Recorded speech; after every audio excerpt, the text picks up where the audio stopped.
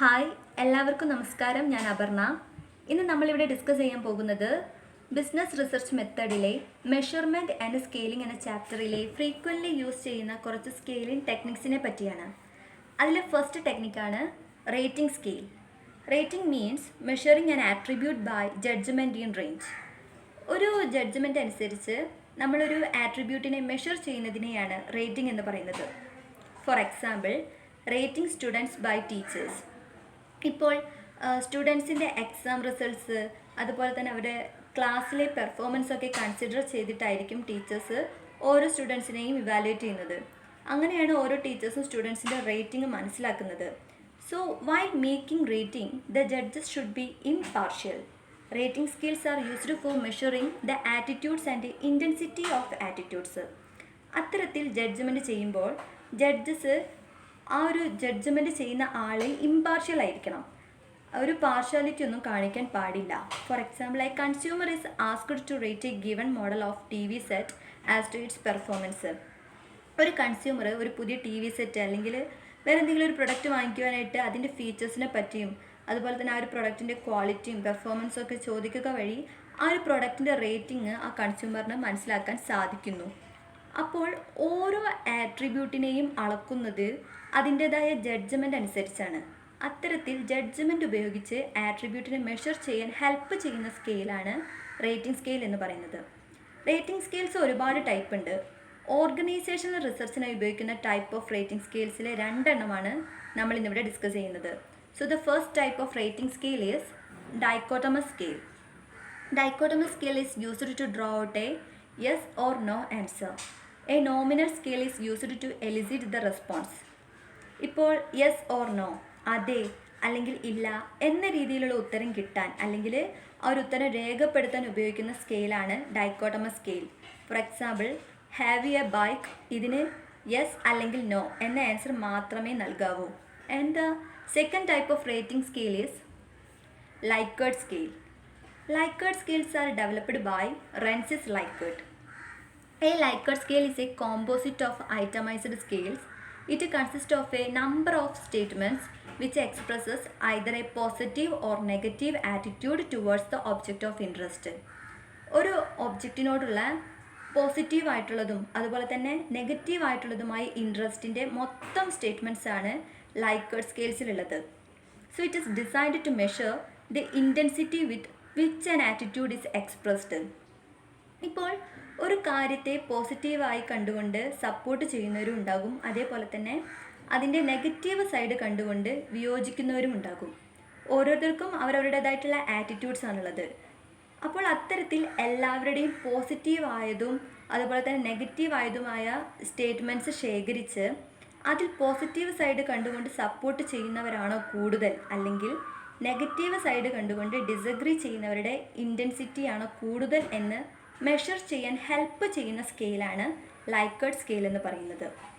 So the respondent indicate their attitude by checking how strongly they agree or disagree with carefully constructed statements. It uses 5 grade points. ഇങ്ങനെ agree ആയിട്ടുള്ളതും അതുപോലെ തന്നെ disagree ആയിട്ടുള്ളതുമായ statements രേഖപ്പെടുത്താൻ 5 grade points ആണുള്ളത്. അതിൽ first one is strongly agree. ഇത് mathematically represent ചെയ്യുന്നത് +2 എന്ന സൈൻ ഉപയോഗിച്ചിട്ടാണ്. അതുപോലെ agree +1, indifference 0, disagree -1 and strongly disagree -2.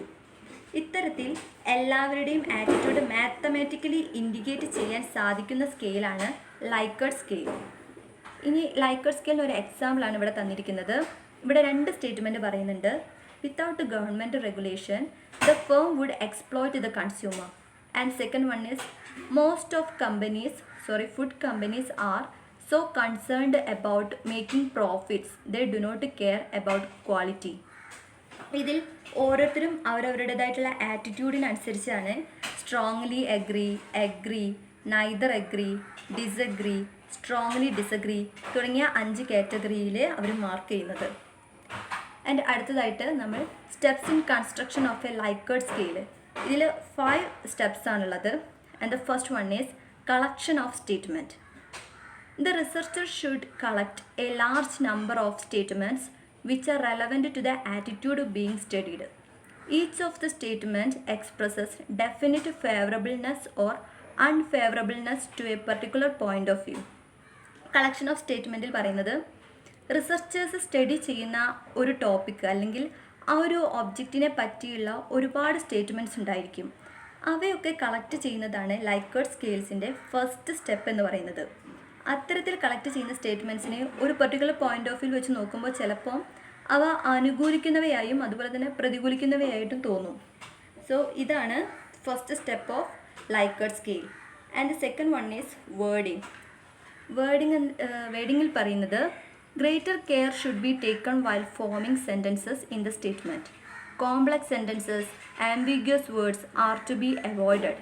It is better to use phrases relating to emotions, feelings, hopes, fear and wishes.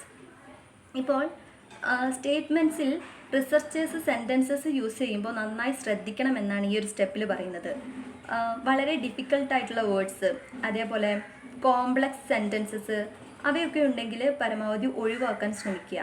പകരം നമ്മുടെ ഫീലിങ്സ്, അതുപോലെ തന്നെ നമ്മുടെ ഹോപ്പ്, വിഷസ് തുടങ്ങിയവയുമായി റിലേറ്റഡ് ചെയ്യാൻ സാധിക്കുന്ന സ്റ്റേറ്റ്മെൻറ്റ്സ് ഉപയോഗിക്കാൻ ശ്രമിക്കുക. അങ്ങനെ ആകുമ്പോൾ നമുക്ക് ആ ഒരു സ്റ്റേറ്റ്മെൻറ്റ് വളരെ ഈസി ആയിട്ട് റിലേറ്റ് ചെയ്യാൻ സാധിക്കും. ഇതാണ് ഈ സെക്കൻഡ് സ്റ്റെപ്പ് വേർഡിങ്ങിൽ പറയുന്നത്. And the third one is pilot study. After the collection of the statement, the next step is to administer a trial test. Items to be included in the final scale should be done on the basis of a pilot study. ഈ ഒരു സ്റ്റെപ്പിൽ statement collect ചെയ്തതിന് ശേഷം അവയൊന്ന് trial test ചെയ്ത് നോക്കുന്നു. ഈ ഒരു trial ടെസ്റ്റിൻ്റെ ബേസിലായിരിക്കും final സ്കെയിലിലേക്ക് വേണ്ട ഐറ്റംസ് സെലക്ട് ചെയ്യുന്നത്. അപ്പോൾ എന്തെങ്കിലും മിസ്റ്റേക്സും അതുപോലെ തന്നെ മറ്റെന്തെങ്കിലും ചേഞ്ചസ് വരുത്താനുണ്ടെങ്കിൽ അതൊക്കെ ഈ ഒരു ട്രയൽ ടെസ്റ്റ് വഴി നമുക്ക് മനസ്സിലാക്കാം. സോ പൈലറ്റ് സ്റ്റഡി ഒരു ട്രയൽ ടെസ്റ്റാണ്. And the fourth one is scrutiny and editing. The pilot studies conducted for this purpose are to be scrutinized and edited to check the suitability and appropriateness of the statements. The statements which are ambiguous or faulty must be discarded. ഈ ഒരു സ്റ്റെപ്പിൽ pilot study നടത്തുന്നത് അതിലെന്തെങ്കിലും mistakes ഉണ്ടോ അതോ ഇനി വല്ല changes വരുത്തണോ എന്നൊക്കെ ചെക്ക് ചെയ്യാൻ വേണ്ടിയിട്ടാണ്. സ്റ്റേറ്റ്മെൻറ്റ് സ്യൂട്ടബിൾ ആണോ അല്ലെങ്കിൽ അപ്രോപ്രിയേറ്റ് സ്റ്റേറ്റ്മെൻ്റ് ആണോ എന്ന് സൂക്ഷ്മമായി പരിശോധിക്കുകയാണ് ഈ ഫോർത്ത് സ്റ്റെപ്പിൽ ചെയ്യുന്നത്. അതേപോലെ തന്നെ സ്റ്റേറ്റ്മെൻറ്റ്സിൽ മിസ്റ്റേക്സും അതുപോലെ വ്യക്തമാക്കാത്ത അല്ലെങ്കിൽ ഡിഫിക്കൽട്ടായിട്ടുള്ള സെൻറ്റൻസോ വേർഡ്സോ ഒക്കെ ഉണ്ടെങ്കിൽ അവ എഡിറ്റും ചെയ്യുന്നു. Then the last step of Likert scale is final selection. At the time of final selection of the statement, it must be ensured that the statement represent the whole universe. Final selection ചെയ്യുമ്പോൾ ആ ഒരു statement whole യൂണിവേഴ്സിനെ represent ചെയ്യുന്നതാണ് എന്ന് ഉറപ്പുവരുത്തണം. So these are the 5 steps in construction of Likert scales. അടുത്തതായി Likert സ്കെയിൽസിൻ്റെ merit അല്ലെങ്കിൽ advantages ആണ് ഡിസ്കസ് ചെയ്യുന്നത്. First one is it is relatively easy to construct. ഇത് ക്രിയേറ്റ് ചെയ്യാൻ വളരെ ഈസിയാണ്. Then second one is it is considered more reliable. വളരെ റിലയബിൾ ആയ അല്ലെങ്കിൽ വിശ്വസനീയമായിട്ടുള്ളൊരു സ്കെയിലാണിത്. And the third one is this scale permits the use of statements that is noticeably related to the attitude being studied. ഈ ഒരു scale ഒബ്ജക്റ്റിൻ്റെ ആറ്റിറ്റ്യൂഡുമായി relate ചെയ്യുന്ന statements ആ ഒരു റിസർച്ച് സ്റ്റഡിക്ക് വേണ്ടി ഉപയോഗിക്കുവാനുള്ള പെർമിഷൻ പ്രൊവൈഡ് ചെയ്യുന്നുണ്ട്. And the fourth one is it can easily used in respondent centred and stimulus centred studies. Respondent centre അതുപോലെ തന്നെ stimulus centre studies ഇവിടെയൊക്കെ ഇത് ഈസി ആയിട്ട് ഉപയോഗിക്കാൻ സാധിക്കുന്നു. And the last one is less time is required to construct this scale. It is widely used by research students. ഈ scale create ചെയ്യാൻ കുറച്ച് സമയം മതി. So it have less time is required for its construction. അതുപോലെ തന്നെ ഇത് widely use ചെയ്യുന്നത് research students ആണ്. അവർക്ക് ഈ ലൈക്കേർട്ട് സ്കെയിൽ വളരെ ഹെൽപ്ഫുൾ ആണ്. And the last one is limitation of Likert scale.